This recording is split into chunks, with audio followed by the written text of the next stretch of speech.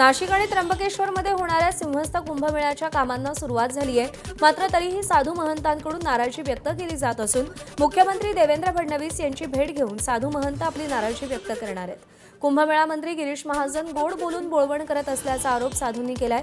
तर मंत्री गिरीश महाजन यांनी साधूंच्या नाराजीवर प्रतिक्रिया देताना सगळी कामं दर्जेदार आणि वेळेत पूर्ण होतील असा विश्वास व्यक्त केलाय।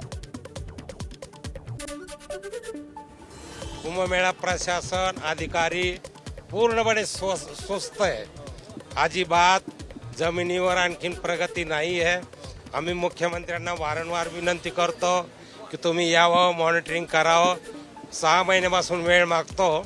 आता मुख्यमंत्री महोदयाने आम्हाला 13 तारखेची एक वेळ दिलेली आहे।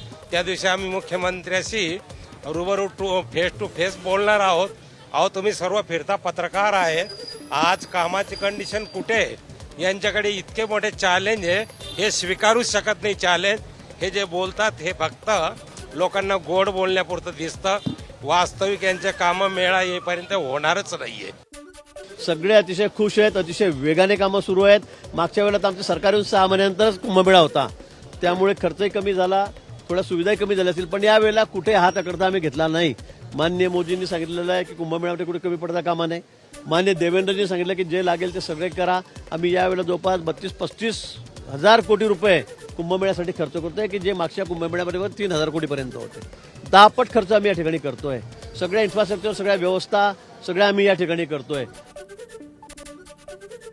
आणि नाशिकमधील भोंदू अशोक खरात प्रकरणी एक अपडेट आहे। ईडीच्या चौकशीमध्ये प्रतिभा चाकणकरांनी खळबळजनक दावे केलेत। धार्मिक कामासाठी प्रतिभा चाकणकरांनी खरातला आधार कार्ड दिलं होतं।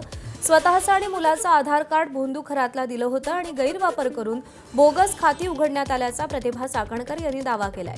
प्रतिभा चाकणकर आणि खरात यांच्यात 2025 ते 2026 दरम्यान 230 कॉल्स आणि 200 पेक्षा अधिक मेसेजची देवाणघेवाण झाली आहे। खात्यांमध्ये खरातच्या नावाचा नामनिर्देशित असा उल्लेख आहे।